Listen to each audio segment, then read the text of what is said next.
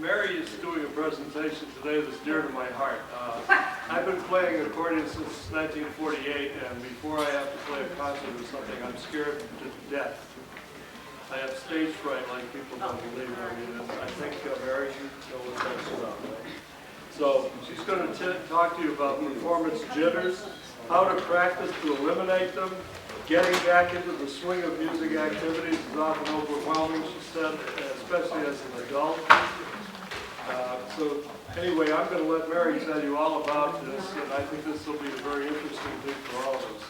I guess it helps to take an antidepressant too before we start, right? Not in my book. Oh no. No, those things are, well, in my book, they really are, they're not helpful, I'll put it that way, because they hinder your thought process. I hope so. That was a joke. Anyway, all right. Well, hi everybody. Hi. How many of you are fearful of performances? Oh, come on.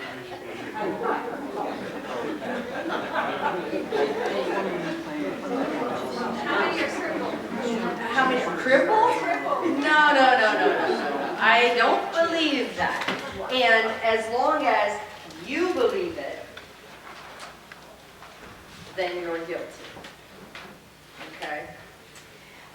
You know, getting back, if you've not played for a lot of years and then come back to the accordion or played another instrument and then come to it, you know, these things are all, they're overwhelming as an adult.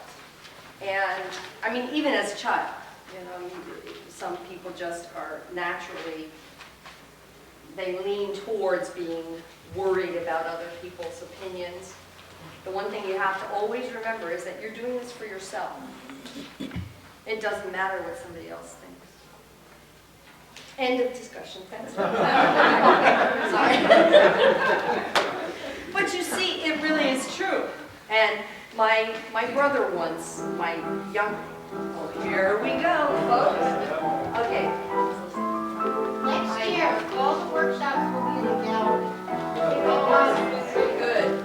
So my brother once said to his kids, you know, they were arguing about something. He said, you know, if you think you can do it, you're right.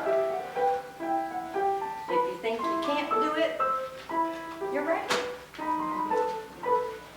Once again, you know, it's right here. It's what you think, okay? And hopefully today we're going to answer some of the questions and try to find some of the spots or things to help you think about that will help you through these things, okay? Some of the things that, as an adult, are truly difficult to handle, and we carry our experiences, our life's experiences with us as adults. As kids, we don't have those things. You know, a child, oh, go do this. Okay, fine. You know, unless, what? There are challenges there too. But as an adult, we have jobs. In your job, you're expected to be perfect. You're not expected to make mistakes. You're not supposed to make mistakes. If you happen to be on the managerial end of it and you have to point out everybody's mistakes, you know, these are not good things for us. And as adults, we tend to dwell on those things. Okay, once again, what are you thinking? We have families to deal with. And often the family situations, there's a lot of things that you are responsible for. Even for me, I have things I must do every day before I can do things for myself. There are things I must do for my students before I can do things for myself. Most people think I practice, you know, hours and hours and hours every single day, which is truthfully not true. I don't practice every day. I put in as much time as I can, but my responsibilities get in the way, and so do yours, your jobs, your families so far. We're also going to talk about what I call baggage. Do you know what that means? Baggage is simply the habits that you've developed. And we develop them way, way, way back in school. Um, preparing for a test. And I'm sure that any of you that performed or played in the competitions or anything, you said, no, this is it, this is it. No, it's not. It's another time to sit down and have fun and play what you like to do. Does it matter if it's perfect? Does it? Yeah. Says who? Says who? The judge that's in here.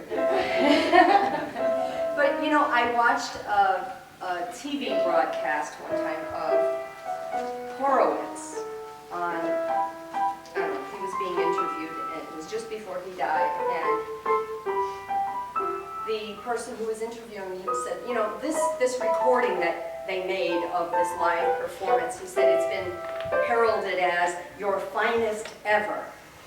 And he just laughed and he looked at him and he said, yeah, I made a lot of mistakes on that one. He said, well, how is it that people think this is the best ever? He said, well, I played everyone like I meant it to be that way. But, you know, it's really true. If you think of these things, these are things that happen, and most of the time, if you just, you know, go over them without saying, oh my God, what did I do? Why did I do that? The minute now you've said those things, what have you done? Not only that, okay, here you are, you're playing along, you missed a note, and instead of focusing on where you're going, you're stopping to say, why on earth did I do that? I never did that before. What did I do? So now what did you do?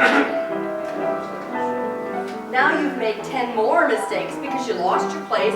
You can't figure out where the heck you are anymore. So all of these things really are counterproductive. You don't want to do these things. Okay, so the baggage comes from that feeling of, I have to be perfect. It doesn't matter if it's perfect.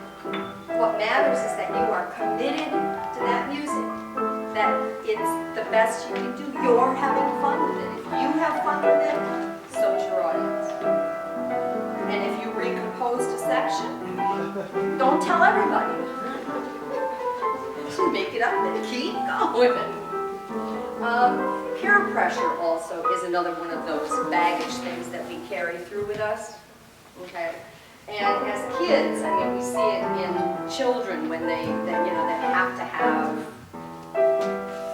have to do the same as what all their friends are doing, and you know, we carry it into adulthood too, where we think we should be as good as this person. Once again, I have to ask you that question: does it matter? If it's your best, if it's something that you're enjoying, isn't that enough? As an adult, this is how you lost your thing. And I mean, this is really kind of silly, almost. Your own sense of self-worth. Think back to when you were in high school. Were you the kind of person that had to fit in by having all the up-to-date stylish clothes? Did you have to have them, or you drove your parents crazy? So if you did that then today, you're that same kind of person. You still have to have everything that everybody else has, whether it matters or not. Or are you the misfit? My husband is in this category. No questions asked. Right? He could care less what he looks like. You don't like it? Don't look. I'm serious.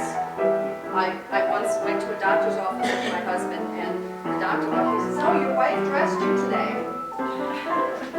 And very cool to me. Because usually he'll fix a pair of pants, puts a plaid shirt on, picks a color that doesn't match, and I go, oh my God. Anyway, so if you're that kind of person, then you probably play well under pressure because you really don't care what anybody else thinks. And, you know, we can work to change these things, but do we really want to? This is who we are. But you need to learn, you need to know where you fit. Because you can't address any of these things if you don't understand them. Okay? So you have to examine yourself. What what is it that you want to do with this? Why are you doing it? Why do you play the accordion? These are all very personal things. We all play for different reasons. The other thing that you should know is that in terms of baggage, all the things that we carry around that we really don't need to carry around, that we've already talked about, I have a ton of baggage. Okay, if I listed it here for you, it would be incredible, truthfully. When I was a kid growing up in practice, I mean, my teacher was a perfectionist. He was also my brother, but so I didn't get a choice. Anyway, it was hours and hours and hours of practice. Always, always. We practiced tons. We never got compliments, and good things were never recognized, only what you did wrong. You know, not that, oh wow, you really improved on this week, but this is what still needs attention. These excessive practice, the time, the exercises and things, all of these things they're negative, and you carry them with you. Sometimes, truthfully, and I've had many times where I would not play at the Connecticut Accordion Association, okay? If I did not have time to practice those pieces, I know them cold. I could probably play them in my sleep. But if I did not have time the day before or 2 days before to practice those things, I would not play. I would be too worried that I might miss a single note somewhere. How ridiculous is that? To not even share what I do have with want to hear that. You know, it's a crime. So I've learned over years that practicing my way works much better with my students. It's got to be planned. You have to figure out what you're going to practice. Why am I doing this? Again, ask yourself these questions, because if you don't know the answers to these things, you can't fix it. Okay? You have to understand it. Okay? It has to be planned. It has to be gradual. Today, if you're working to build speed on, say, the flight of the bumblebee, okay? Today, I'm going to get up to maybe 90 on the metronome. And the next time, I'm going to get up to 98. And the next time, I'm going to get to 100. Sometimes it's that little. But you have to have a plan. And it's got to be gradual, and it should never be excessive. It should always be positive. Recognize the things you did really, really good, because then you prevent the anxiety of, oh my God, what if I do this? Instead, it's like, wow, I did that. This worked. Oh well, better luck next time on that one. And all these things really, really, truly do matter. So, Sorry if I got there was a workshop in here this morning, and there was, I guess, it had to be on accompaniment, and there was a vocalist, and it was like the same part of the piece like 25 times in a row. It was in that room judging. It was like, oh my God. Anyway, what are some of the reasons that you actually learn a piece? Once again, you notice what we're focusing on. The questions. Why are you doing this? Why do you want to do this? Okay. Why do you learn a piece?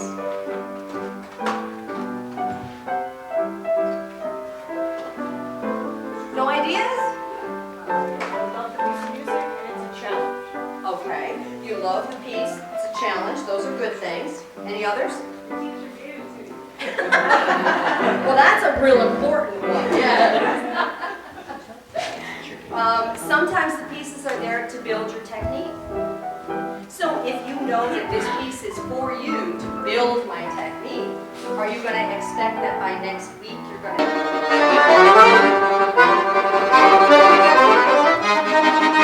And it goes on and on and on and on like that for a long time.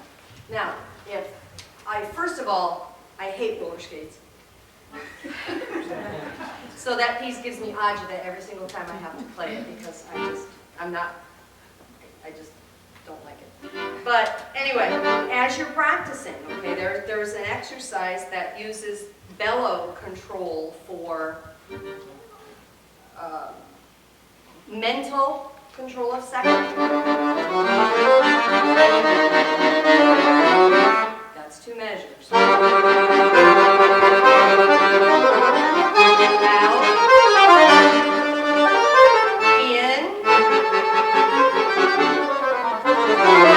Would I play it that way? No. But now after I've done it that way, now I'm going to break that in half. I'm going to do 1 measure. Think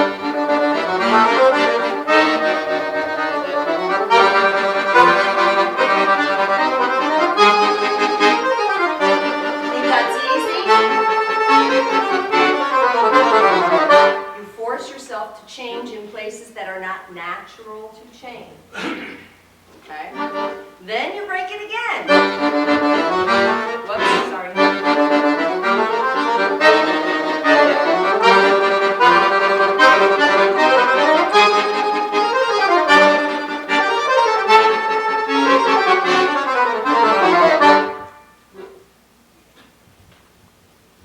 Got it?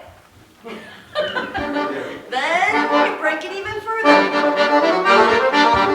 1 beat.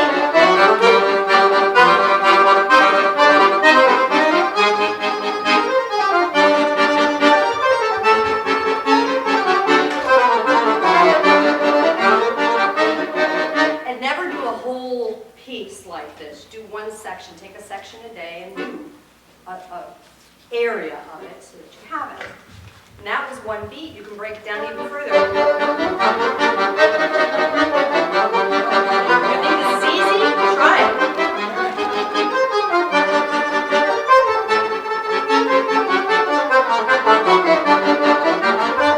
But now when I get rid of that and go,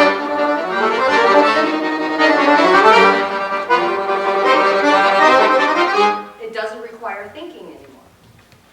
The body becomes, the muscular memory of it becomes very, very, very solid. Okay? So that is one method of forcing yourself to work on something like that. And build speed and build the confidence to continue to go on. But even then, without the map first, you're still not going to do it. No matter how good you get at controlling each phrase, you've got to have an idea to kind of mesh the whole thing into 1 piece. And please don't try to do that in a whole piece at a time. You take a section at a time. Each part of the piece has its own individual map. Yes, you have a question? First, 2 measures. Mm-hmm. Oh, okay. You could do more. Depends on the Okay. piece. But do you find that you're not concentrating on this, but on the out and in? Of course. Does that makes you not think so much of what you're doing? It forces muscular memory to the point where it becomes almost automatic. And on really, really fast things, it's absolutely essential that you develop this kind of confidence, because muscular memory is wonderful, but muscular memory on its own, without the map, without the technical skill to do what it is that you're trying to do, and believe me, if you don't have the technical skill to attack some of these things, like if you're terrible at playing octaves, please don't pick a piece with a lot of octaves in it. Practice the exercises on the octaves first, then go ahead and get the piece. But you know, if you don't have all these pieces, nothing on earth is going to put that together. You've got to be able to master all those parts to get them to work as a unit. Can you say a little bit more about what the map is? What is that? The It's map just your picture of the... is very individual. All right, now on that one, I picture myself on those roller skates. First of all, it's like,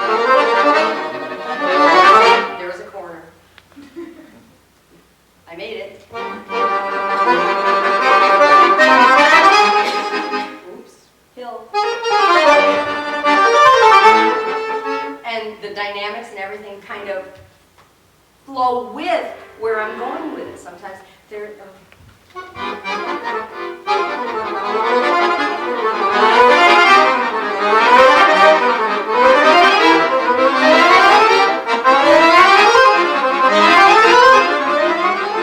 That's a whole series of hills. Did you hear them? Where do we write the music for that? Where? Contact me at home. It's on my CD. One of the CDs, that CD.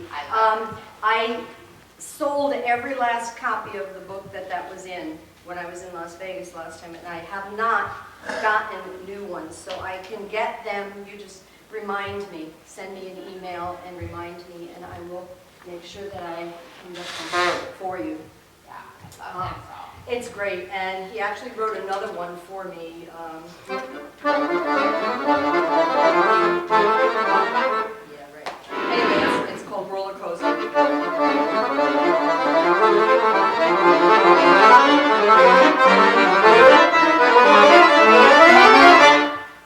I played roller skates for him, and he said, "Boy, you like to play fast." He went home and he wrote me another one. And roller skates is at the tempo of, it's 152. Okay, at 152. Well, roller coaster is 216 in triplet.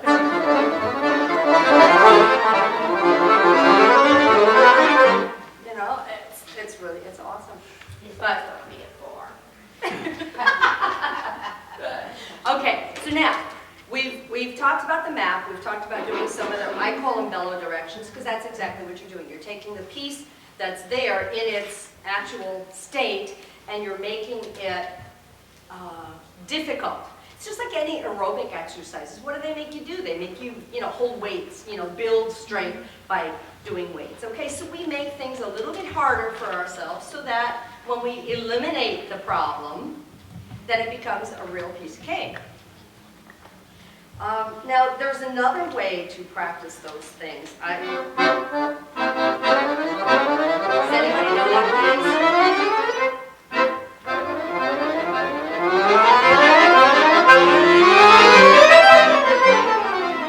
Do you know that? Anybody know what that is? Joan? It's called waltz chromatic. Frazzini?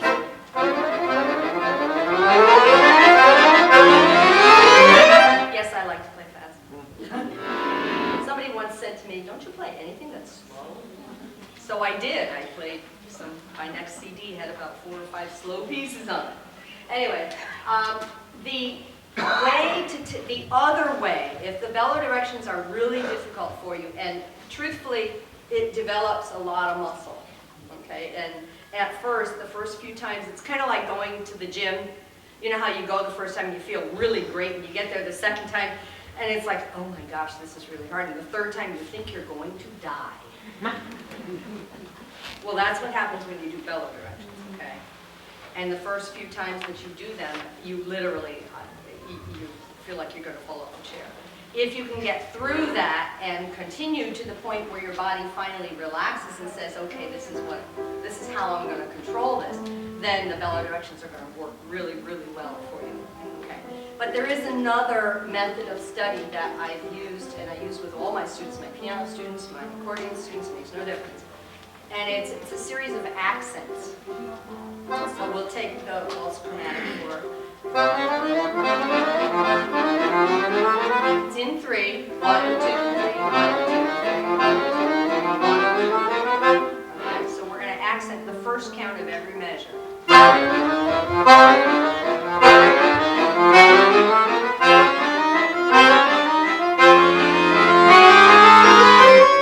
We're not going to, pick a phrase and you just do that. Okay, so that's the accent on 1. Okay, and then, okay, you did good. We're going to accent the second count.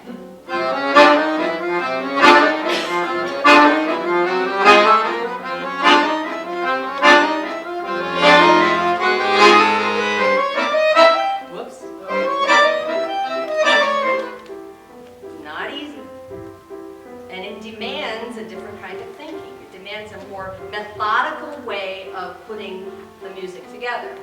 Okay? Third count.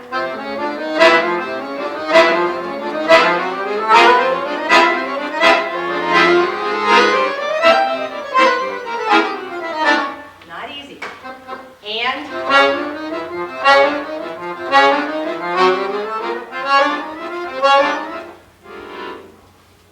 yeah, these are not fun ways to practice. Do you want to develop that consistency on something that moves really, really fast?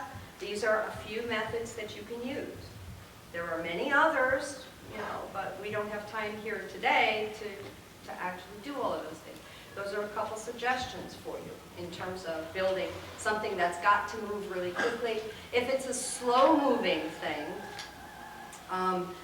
the understanding of it is far more important than the physical part of it. If you don't understand where that phrase is going or what you really want it to say, where is the peak? Develop that map almost in a graph form. You know how they take, you see the stock market, the graph that goes up and then way down here? Well, anyway, you do this with your music. You determine where is the highest point of that phrase, where is the lowest point, where does the next phrase go. And very often you're going to find, even like with that waltz chromatic, it starts here, it comes to here, it comes here, it comes to here, the next one goes up to this one. Now it's going to do the same thing at this level, and it goes okay, so now my graph started, oops, you're looking at it backwards. No, started here and it went from this step to this step to this step. Then it went here to here to here. Okay, now from there, where is it going? Okay, you need to analyze it to find these spots. And in a slow piece, that is your best method of keeping the control, the mental control, and developing your mouth. The other thing that is helpful is actually learning your piece. Now, if it's something you already know, then the methods you have to use are the things we just talked about. And there are millions of others, okay? I don't ever say that my way is the only way to do things. I'm just telling you what has worked for me, what works for my students. You need to develop the ones that work for you, okay? There is no magic dust. I have no magic wand that I can go and everybody never gets nervous again. There is a book called Never Be Nervous Again. And I found the person who wrote it the other day. I actually ordered one online because my book disappeared. I don't know. What is her name? Okay, that's it. You found it. Okay. But anyway,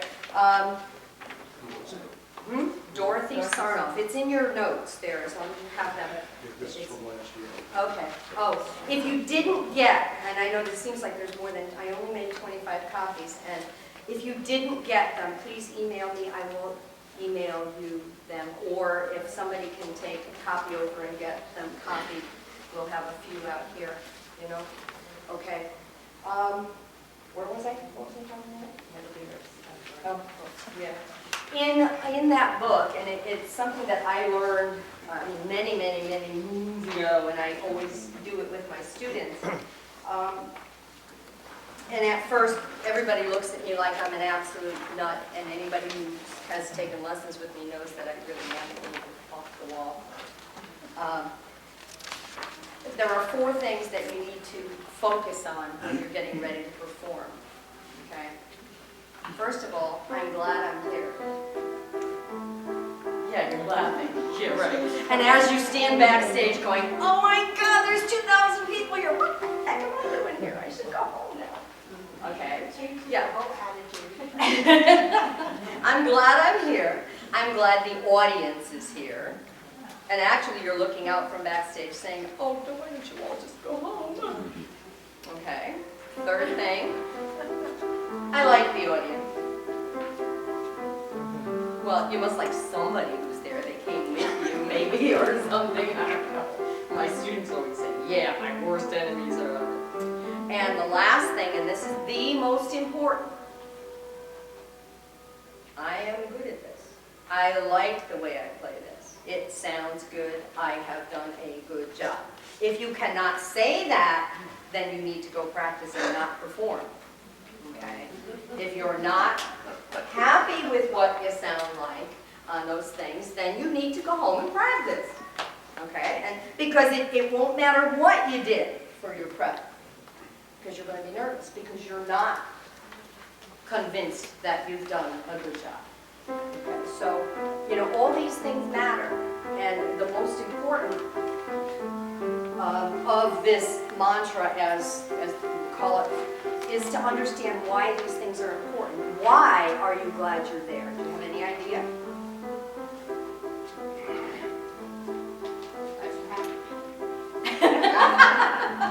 No, that's one reason why you don't want to be there, truthfully, sometimes.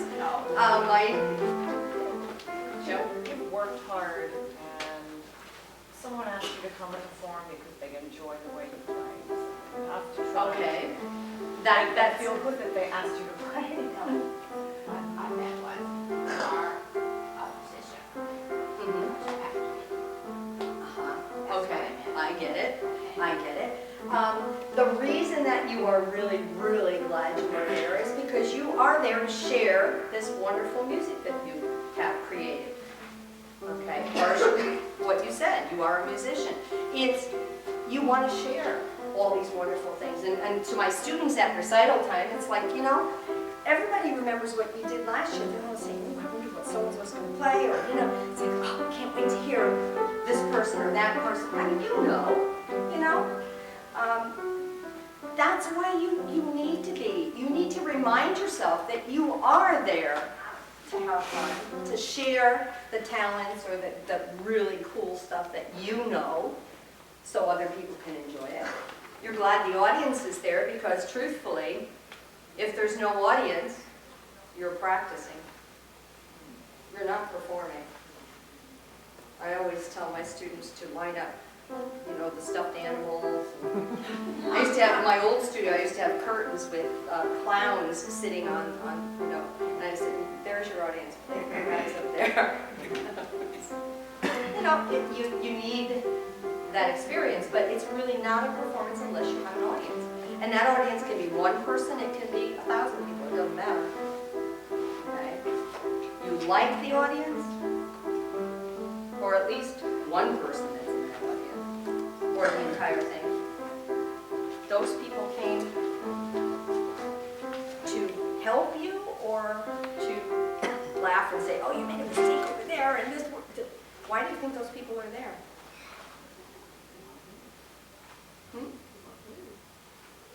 They want to be not just entertained, but they want to be proud of you. They are proud of you. Okay? And because you're sharing that part of you with them, they feel connected.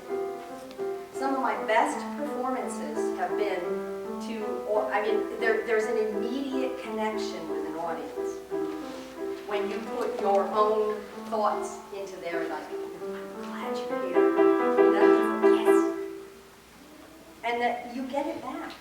You know, if you play as a performer and never give that to your audience, you don't get it back either. And that's when you deserve to be nervous. Okay? Because you're not really putting your best foot forward. And of course, last but not least, if you're not good at what you do, like I said before, go home and practice. Now, we really don't have a lot of time left, but I want to quickly talk a little bit about study skills. If you're doing a piece and you already know it, then the things we've just talked about work. If you're starting a piece, remember what you do the first time you play something. And I don't care what it is, when it is, though anything that you play incorrectly is going to come back and haunt you forever. Forever. They never go away. When you get nervous or you're under pressure, those goofy things are going to come right back. And it's a fact. So, the only way that you can prevent that is to take something that you're going to learn, and this is difficult because it demands discipline on our part. You play the first line or phrase or whatever, but play it so slowly, excruciatingly slow, so that you don't play anything wrong. Rhythm, fingers, notes, keys, dynamics, everything absolutely perfect.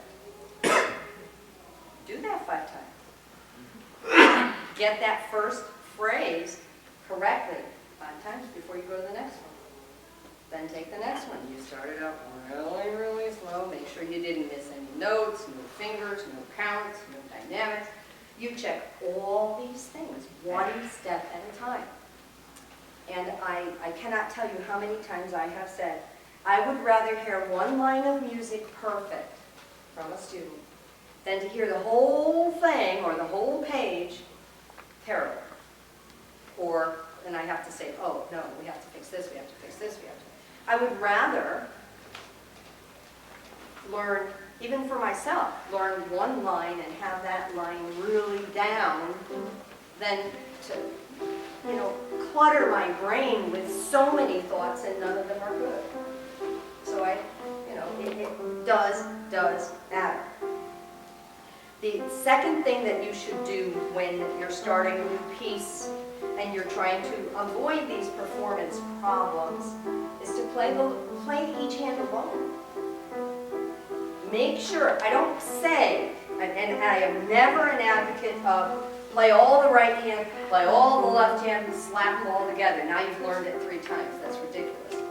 Okay, you read one section, you play the right hand part of it. If there's no trouble things in it, okay, good, play the left hand. No trouble spots, slap them together and practice that. Get that 5 times in a row without missing. Do not practice all the right hand and all the left hand. You're learning totally opposite things when you go to put them together. You know, they're not going to cooperate. So you try the right hand, try the left hand, work out whatever issues there are, and you immediately put them together. And again, in small sections, take one line at a time, perfect that line, and go to the next one. 99% of the time, that first motive that you work on in a piece is going to be repeated a half a dozen times throughout the rest of the piece. So you've not just learned the beginning, you've really learned a lot of segments of the piece. Sometimes it changes key, goes to another area, but it's still really essentially the same thing. So it makes sense. Yes? Any questions?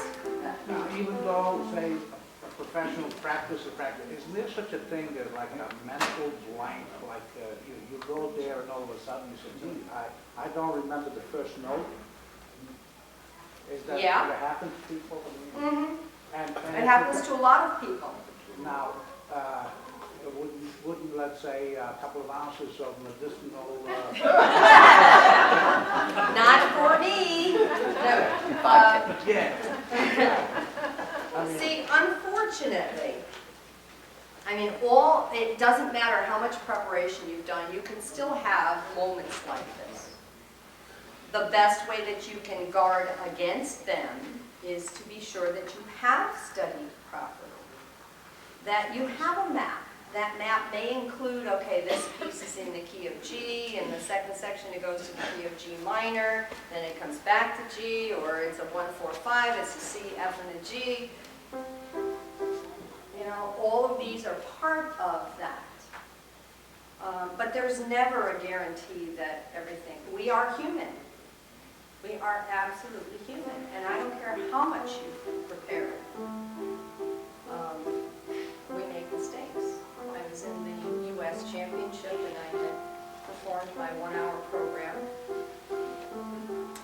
3 times during the week, and it was the very last concert, playing the very last piece that I had to do, and I got to the very last page of my piece, and I said to myself, I consciously said, I made it, and I forgot where it was. I blew it on the very last page of about 3 hours worth of performance for the week. My mind went away from my map for that one split second. You can't do that. You know, you need the map, you need the proper preparation, you need the proper technical preparation, and remember, again, I'm going to repeat myself.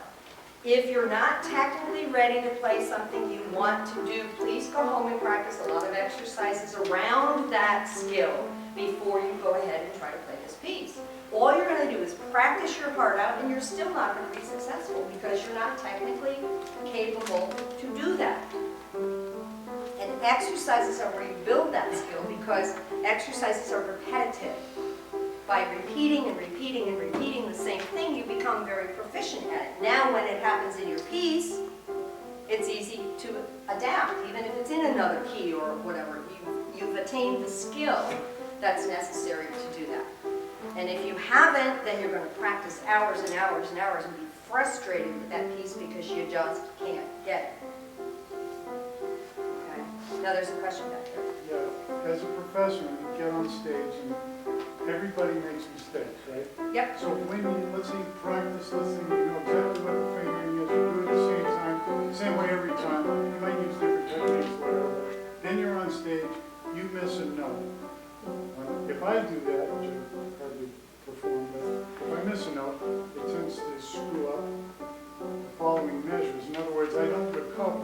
Yep. Can you say a couple of words about how you recover when you miss a note? Well, now, again, and each of these topics, I can do a 1-hour workshop on every single one of them, okay? And in my studio, when I'm preparing students for festivals and competitions and things, I do this with my students, okay? We get together and we talk about all these little details, and that's one of them. One way that you can make sure that you are able to go on no matter what is to practice that way. Once again, you can't fix a problem that you don't recognize. You know that if you make a mistake, you tend to want to stop and fix it before you can go on, all right? Now, you're absolutely going to think I flipped out this time, okay? Because usually everybody listens like, okay, you're playing along, you're going to pick a piece that you're going to play, and you're going to deliberately play a wrong note. And you're not going to stop on that note. You're going to finish. You don't finish the whole piece. You pick a section, you know, maybe the first 2 lines, and you are going to deliberately play a note wrong. Please don't play the same one every time, because then you're going to have that one really, really good. So each time you do it, you pick a different spot, okay? But you train yourself and your ear to say, it doesn't matter if I miss that. And remember what Horwin said, I played it like I meant it to be that way. You have to accept your mistakes. There's one other really, really crazy way. And if you close your eyes, and if you have like a jump or whatever, and you close your eyes, you say, okay, there's my C. Okay, C. Oops. Oh, that was B. Let's try that again. Here's a C, okay. Oops, that's B. Let's try that again. Close my eyes. Ooh, that one was C. And you practice kind of crazy things like that. You know, you make anything that you can a little more difficult and challenging to yourself so that you can get through these things. And stopping on mistakes, that's a bad practice routine because we all tend to do it. If you make a mistake while you're going through a phrase, you don't stop there. Finish the phrase, then go back and fix the problem. Don't just leave it there and play it again and make the same mistake, and then you play it again and you make the same mistake. You're getting real good at your mistake. That's what you're doing. You've got to stop and say, okay, this one, this one. Sometimes I will make my students or make myself play 2 notes back and forth until I finally train those muscles to play only those 2 notes in that circumstance. And every spot is different, so you kind of have to assess what's wrong. Again, ask yourself the question, why am I making this mistake? What did I do? And sometimes it's as simple as, I'm not sitting up straight, or my wrist is too low, or my bellow is in a really bad place. What am I going to do? I'm going to need to change my bellow in a different way. And especially with recording, we have so many things that can go wrong. You got to check them all. You have to have it like a list. You just go through that list and say, what's making me do this? You have a question. I feel like if I know my music really well, I should be able to go to any random measure in the song and pick up need the lead in that. Is that because I don't know it well enough or what? There are all different schools on that. You should be able to just pick a measure and play it. I can't always tell you that I am successful doing that as well. Do I know my music? Yes. Okay. Can I start in a particular spot all the time and be successful? No. Because sometimes they are dependent on other things to get into that phrase. But when you're learning something, that's when you want to be able to start here and study that spot. Take it very, very little pieces, you know, and master every single little piece. And then, and this is also one of the things that gets ignored often, you've mastered this piece and you've mastered this piece, but you never put the two together. So now you played this one and you played it perfectly, but you still can't get to this one because you didn't practice it side by side. So you must practice this one, you must practice this one, you must practice both as a team. So the lead-ins matter, you know, the starts, the ends, the phrasing, the dynamics sometimes have control over things. There's no end to the way that you can fix these things. I know, we gotta go. So, you have just one quick question? When it comes to setting your bellows, do you set from the initial onset of learning, or do you set them once you've Once you know what you're doing, your bellow changes from when you learned it. Right. Okay, because it depends on how much energy you put into it. So you change that thought process at every level of confidence of your music. Okay? And I hope sincerely that you've had some of your questions answered. I certainly had fun, so I hope you did. And